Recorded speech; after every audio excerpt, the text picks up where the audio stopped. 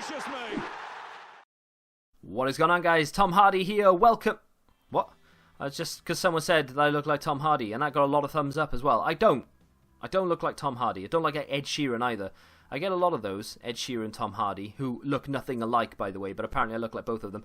Anyway, thank you very much for the support on yesterday's episode. More likes on yesterday's episode than we had on A Road to Glory in a long, long time. Do you remember when we used to do the, like, can we get like 6 likes on the video, or can we, and then I was being serious at one point, can we like push for 500 or something? We never managed to hit 500, I don't think, which would have been the dream. But yeah, we used to do that, and we used to get a lot of likes, and then I sort of went away from it a little bit, and people started giving up on life, and that's cool. But yesterday's episode got a lot of support, so I really do thank you for that, because January is a very difficult time to be a YouTuber, unless your name is Rotashaw, and in which case you can just take half the year off and release one video and make more money than I do in a year. Anyway, I'm not salty or bitter about it, I swear, even though I've been on YouTube longer. So, top comment, I've made it work, says Jamie. Well done, mate. He says, I just tagged you in a tweet, which, by the way, I don't have. I've looked several times, and I can't find the tweet you're referring to. It happens sometimes as well, like, people always say I've tweeted you and you didn't answer me.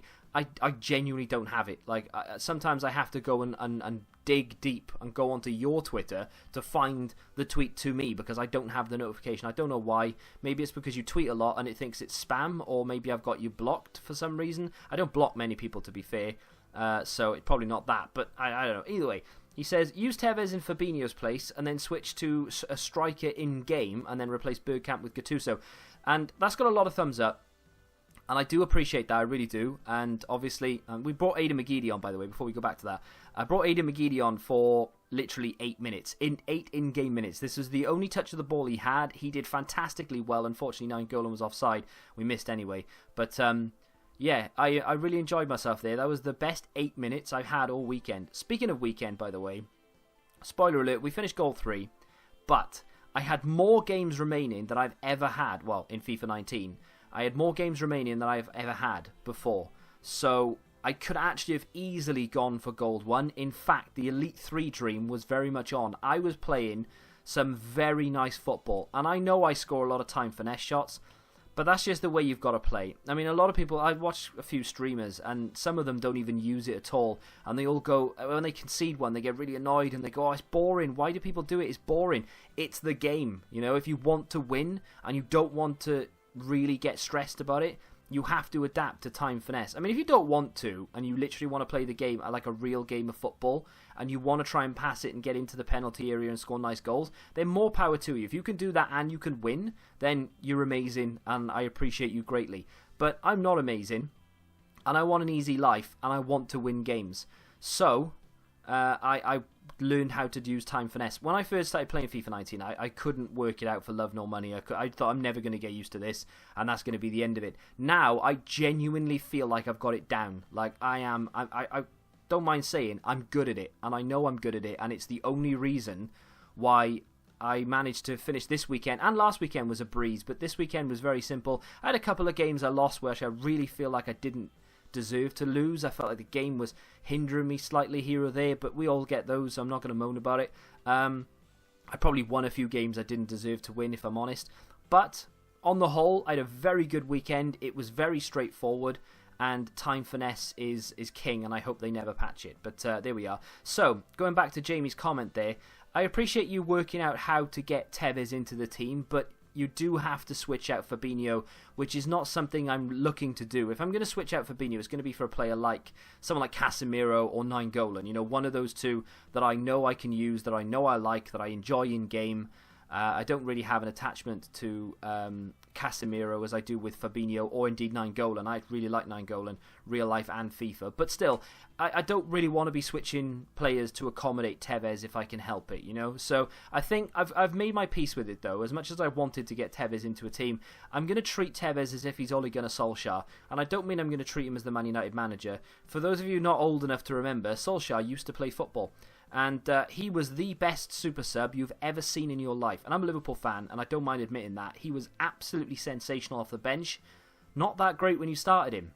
I mean, he was decent, but he wasn't anywhere near as good when you started him as when you brought him off the bench.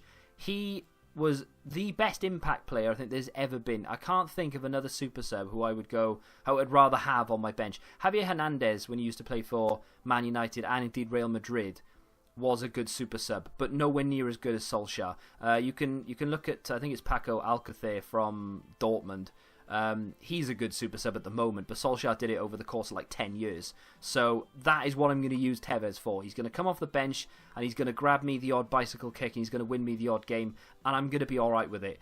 Yesterday when I mentioned Gareth Bale, it kind of opened up a little can of worms for me, really, because as soon as I finished that episode and I started rendering, I went on Footbin and I built a team, and I tried to sort of tweak it. If I can get Bale in, can I get anyone else in? Ooh, Suarez is a player that I wanted. Can I get Suarez in? Guess what? You can fit Suarez in there quite easily, and Suarez isn't that expensive. In fact, without selling a single player, I can actually... Hey, I scored a goal that wasn't a time finesse. I can actually buy Bale and Suarez without selling any of my team, and I'd still have about 100k left because they're not that expensive. I can get them both for about 500,000 on PC. I've got 650, so I'd have 150k left, and I could have Bale and Suarez as well as the team I already have. And by the way, I could make that work. It would actually work. So I have an untradeable Casemiro as well. I don't want to waste too much of your time today because we've got a lot of gameplay to go through. And if you get bored of it, I do apologise, but it's, I don't really want to waste the gameplay. I want to show you everything that's happening. I'm very proud of some of the time finesses I've scored. And like people say it's boring. I really like it. This was one of the games, by the way, I lost, and I genuinely can't work out how I lost it. It was just one of those, everything I did, not everything, but a lot of the things I did just wouldn't go in. That was offside. Bit frustrating. I mean, yeah, fair enough, he was offside, but it's still annoying. And my opponent, every time he went forward, he didn't go forward that often, but when he did go forward, every shot was just falling in. Like that there, right? Aubameyang gets dragged out, but the game pushes him back in. The ball comes in here. He does very well to beat me, to be fair. It's bad defending in general, but that goalkeeping, he should be saving that. I even put a force field up and I still couldn't stop it. And then he scored another one to make it 4-1. The game finished 5-1. You can argue that, he's had 16 shots, 10 on target. What are you talking about? But he was not in that game, and I can't explain for the life of me how I've lost that 5-1. Losing it 2-1 or 1-0 or something, maybe I could sort of come to terms with it, but losing 5-1, it just doesn't make any sense. And you get those games, and I say this every weekend, you get those games where your opponent scores goals that you just can't work out how he's scoring them, and then you're on him for the best part of 40-50 minutes, and you are struggling to get the ball on target for whatever reason, and then he goes up the other end and just pops it in because your goalkeeper's an absolute tard. It's really frustrating, but it's one of those things that everyone has to deal with, I suppose. Fabinho, for some reason, is my designated penalty taker. He puts that in to make it 1-0. Corner comes in here, and of all people, Alexis Sanchez rises to make it 2-0, and we go back on to winning ways. I tell you what, if you've got a team you enjoy using, you will do better. This is another one as well, though. This game, I mean, that's a great goal, right? Don't get me wrong, that is a very good goal. But if that's 0-0, that doesn't go in. And it's because the game wants him to score. It wants him to get back into the game to make it a little bit more interesting. Tevez off the bench, Ole Gunnar Solskjaer style, scoring to make it 3-1. Thank you very much, Carlos. Appreciate that. He gets one back here, I think, with Nainggolan, and he just drills it in. Does very well. I mean, it's bad defending in general, but to be fair, it's very good footwork from Nainggolan. And I'm not ashamed to admit, by the way, that I time wasted this weekend because I've decided, and in FIFA 13, I looked back through some of my old videos the other day, it might have been last week, 2 weeks ago, whatever, but I was apologising in some of the videos for sweating it across goal. You know, like when you're one-on-one with a goalkeeper, but you've got a player next to him, and you just cut it across and slot it in. You used to get hammered in the comment section. You get dislikes on your videos for doing that. It's more of it's fine now. You can do it now for some reason. People seem to be all right with it. The situation doesn't come up that often, but you can do it and no one says anything. No one even mentions it. It's just one of those things. So I used to apologise for doing that because it was sort of unsportsmanlike. You only ever did it if you were desperate for a goal. It's a good effort, it's a good save. One of the goals in this video, by the way, Mertens. It's probably the best time finesse I've scored in FIFA. It is so outrageous, but it's ridiculous, and I'll point it out when we get to it. So I think it's in the last game. We actually hammer our opponent goal-wise. Not that we deserve to, but we do hammer him goal-wise in the last game. So just look out for that. But with that being said, yeah, the tramp is what I think it used to be called, and it probably still is, but you used to get hammered for it.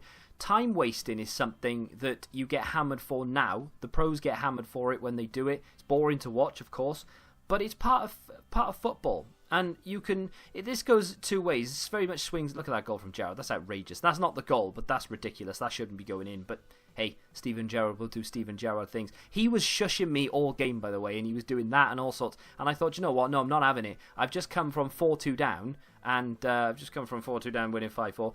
But I'm going to run to the camera, and I'm going to celebrate, and I'm going to shush you, and I'm going to go like that, because if you do it to me, you're going to get it back. Normally, I skip replays. But if you do it to me, you're going to get it back. Typical Liverpool fan. Anyway, time wasting is part of football, right? But it's frowned upon in FIFA. Why is it frowned upon? Oh, because it's FIFA. Why are you trying to be realistic? You know, FIFA's not realistic. Well, why are you moaning about time finesse shots then? Because if they're not realistic and you always bang on about them not being realistic, you can't have it both ways. So I've decided if people are going to moan about time finesse shots, you can't physically moan at me for wasting time. I'm not going to show you that I waste time, but if the game is very narrow, and I don't do it like 60 minutes in, you know, 85 minutes is probably my 85 minutes is my limit. I won't any earlier than that, and I'll just play normally. I'll try and run down the clock by passing it around, but I won't hold it in a corner. But 85 plus, I think it's fair game. I'm going to hold it in a corner. It's what would happen in real life, so I mean, 85 might be a bit too soon, but I'm going to do it in FIFA if I can get away with it, because I want to win, and I want an easy life. I don't want to have to concede in the 92nd minute, even though there's only 91 minutes of stoppage time, or 1 minute of stoppage time, and end up going into extra time and penalties and stuff. That's the goal. That is outrageous. We were already winning. The game was dead and buried anyway, because my opponent didn't really have an awful lot in his attack. But that goal from Mertens was ridiculous. We score a goal here with Thiago Silva, and it's not a header, it's a time finesse. And that you know the game is ridiculously broken when Thiago Silva is popping in time finesse shots from the edge of the area. And yeah, we win that game 5-2. It wasn't the last game, actually, it was the second to last game. But we needed one win. We'd lost 5, so we were 13-5 going into this game. My man there's got 2 nice red cards, nice red picks. Two of which I would have really liked, Robertson and Felipe Anderson. As soon as he scored that, I thought, right, this guy knows how to do it. He's not doing time finesses, he's doing drilled time shots, which is becoming a lot more of a thing recently. I've seen Bateson tweet about it. He's doing a lot of low drivens, but if you do it from distance with time finesse and you put a lot of power on it, not time finesse, but timed low driven shots from distance, they actually rise, and they'll be treated as if it's like a time finesse for accuracy, and it looks a lot better, and it's like, wow, that's emphatic. And I've been conceding a few of them, but my opponent there knew how to do it, and as soon as I conceded it, I thought, well, that's game over then. This guy's going to absolutely rinse me, and he was a very good player. We managed to score 3 against him in the first half, and I thought I might have a chance of winning this. I wasn't resting on my laurels. I was trying to get more goals. My defender stopped there, and he really shouldn't have. But in the end, we do end up winning the game, and we won it quite convincingly. One hell of a goal from Bergkamp as well, and I did it. I did a low-driven. This isn't it. This is a time finesse. Classic Bergkamp. Hits the post, but comes back out. But the final goal from Bergkamp is a low-driven shot from distance, and it's a hell of a goal. Pappy says, hey man, don't be so hard on yourself. Your videos are quality and I absolutely love this channel. Keep up the good work and get messy. A lot of people are asking me to get messy. We'll talk about the team in just a second. But thank you very much for the kind words on that, mate. I really do appreciate everyone who thumbed that up, because that's the second most liked comment on the video. So, you know, I don't think any normal content creator, not an egotistical one at least, will... This is the goal.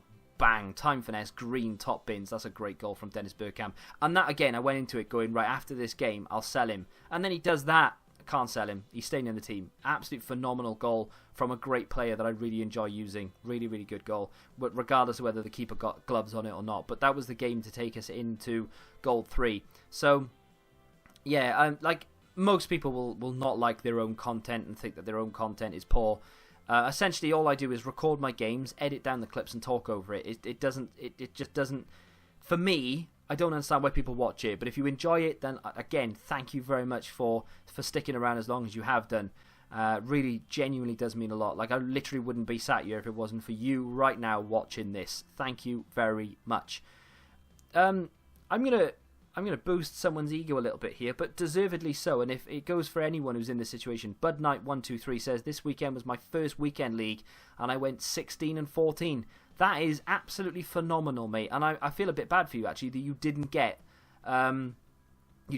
gold 2. You were 1 win away. Not too bad at all. But no, that's a great start. If that's your first ever weekend league, you obviously going into it, you wouldn't have understand the pressure of it.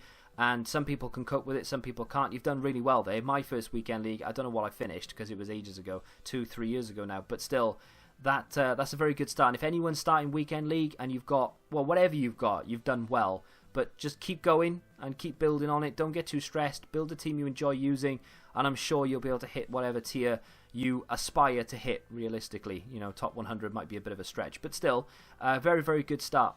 So, 14-5 for me, like I said, the best weekend we've had so far. Why didn't I play my remaining games? Very good question. Team of the week predictions this week is the reason why I didn't play the rest of my games.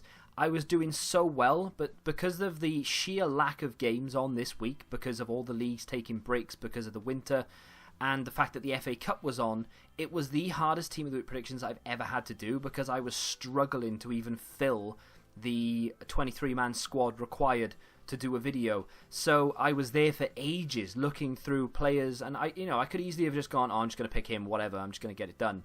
But I don't want to just cut corners with it. I want to try and be as accurate as I can be. So it took a lot more research and a lot more looking into the stats of what happened in games to try and pick the right players.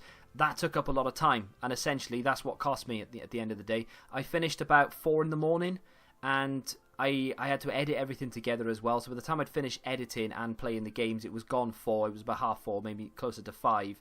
And I thought I was actually in the mood to play games.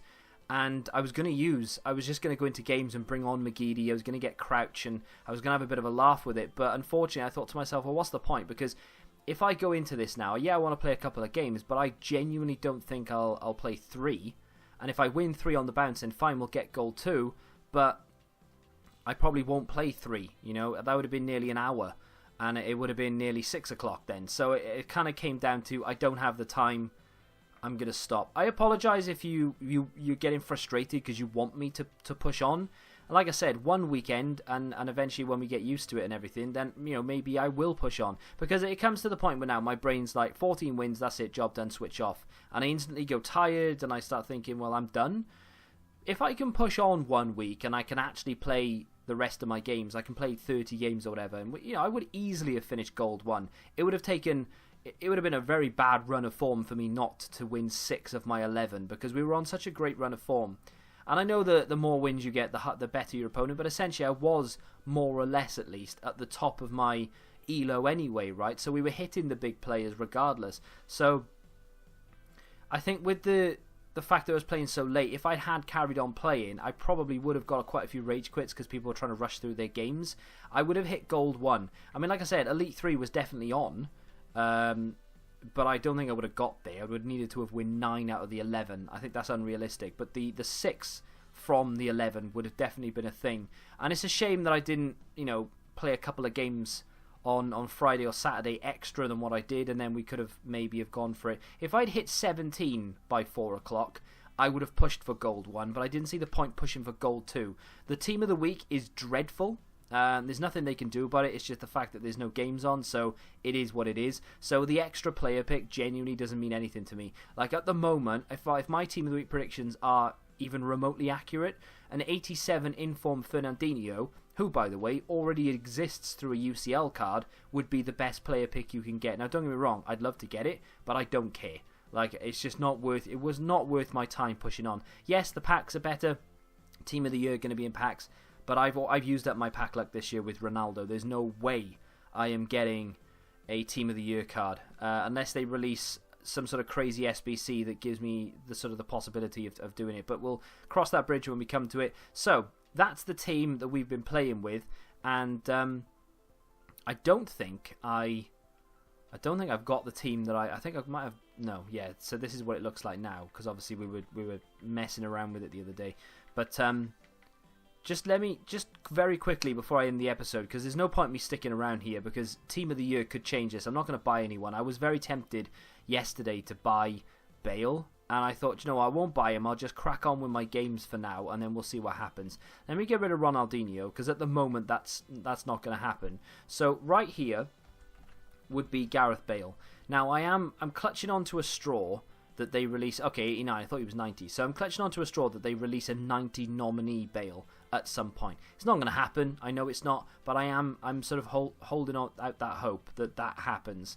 If we get rid of Fabinho here and we bring on Casemiro, I know I'm switching a player and I don't really want to do that, but I know I like Casemiro. He is a good card, so I'm not going to moan too much about it. Let's put Jari Litmanen back in. Now, for argument's sake, just for the time being, what I was thinking was, that works just buying Bale, but we still have Mahrez, of course. So, if I was to buy Bale, who, by the way, at the moment, I wouldn't buy him yet, but at the moment people have started selling because Team of the Year's come in, everyone's starting to panic a little bit. I could probably pick him up for about 300 open bid. 300k, which leaves me with 350-odd thousand coins left without selling anybody. And we have more or less the same team with two changes there. And I have that side there, but then I can also build another one where it goes back to Mahrez and Fabinho. Then I thought, well, okay, what happens then if we go and get Luis Suarez as well? Because obviously Suarez was one of the options. We just get the standard. If I was to do that obviously doesn't work chem-wise, but that does, right? So I think probably what I would do is more something along the lines of this. So then I have, that's how it would line up in game. But I have then two teams I can use, because again I can afford Suarez because he's only like 200 or 300k. I get him for less than 300, especially when Team of the Year comes out. Yeah, so I can afford 250ish. I can afford Bale and Suarez and have money left over, and then essentially I have two teams. I have this one where Suarez goes into the striker position, Bergkamp is my cam, Casemiro and Gerrard are my CDMs, Bale is right, Alexis Sanchez is left, and my defence remains the same throughout the entire process. And then, of course, I have the other team, which is Litmanen in the middle, Fabinho over here, and then, of course, Mahrez right side. And it goes back to being that. So I have two teams, essentially. I can alternate between them. I can even switch in certain situations. If, for instance, I want to use Bergkamp, but I want to use Bale, and I don't really want to use Suarez, I can do that. It's very interchangeable because of the icons, and I don't have to spend a single penny. Now, on the other hand, people are saying, what about Messi? Get Messi.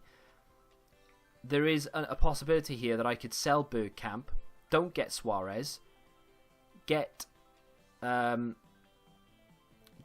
Messi, put Casemiro in there instead of Fabinho. It doesn't work because of Alexis Sanchez, but now it does. So I could afford to do that, and that's a distinct possibility, because we sell Bergkamp, we have Lionel Messi. Messi goes as the striker, Litmanen is my cam, Bale right, Sanchez left, Gerrard, Casemiro CDMs. The only thing with Messi, is that I'm not like, and a lot of people in the comments were like, get him, he's fantastic, you need to get him. There are a lot of people in the comments who are saying, get Messi. I'm not convinced by it, and if I'm not convinced by it, I don't think I'm going to do it, because as much as I'd like to get him, as much as I'd like to use him and to try him out, I'm not feeling it, it doesn't excite me as much as Suarez does, which is stupid because Messi is better than Suarez, of course he is. But Suarez used to play for Liverpool. I know how Suarez plays. I like Suarez. I think he'd be a very good striker. He's got insane stamina, whereas Messi doesn't. So it wouldn't be a case of having to sub him out every 5 minutes. He's got very good curve and composure, and the reactions are insane. The ball control's fantastic. He'd be good at time finesse shots. He would. I know Messi would be as well, but still, I'm feeling that more than I am the other team. And I can keep Bergkamp if I do this, which means it's interchangeable with the other side. If I decide I don't like it, I can just switch it back and use Suarez and Bale as super subs. I think, and I haven't decided fully because you know what I'm like, but I think using this team that I have right now is probably better for me, and then maybe buying people like Bale and Suarez, that either I can use as super subs or I can change the team slightly and bring them in and use them now and again, is probably better for me, because every time I go to sell Bergkamp, he does something incredible that makes me think, why am I selling him? I love this guy. And it's the same with Jari Litmanen. Obviously, it's the same with Gerrard. I love Fabinho. Alexis Sanchez is doing wonders for me right now. Mahrez is insane, and he's a lot of fun to use. Why not just buy some super subs that now and again you can interchange with the team?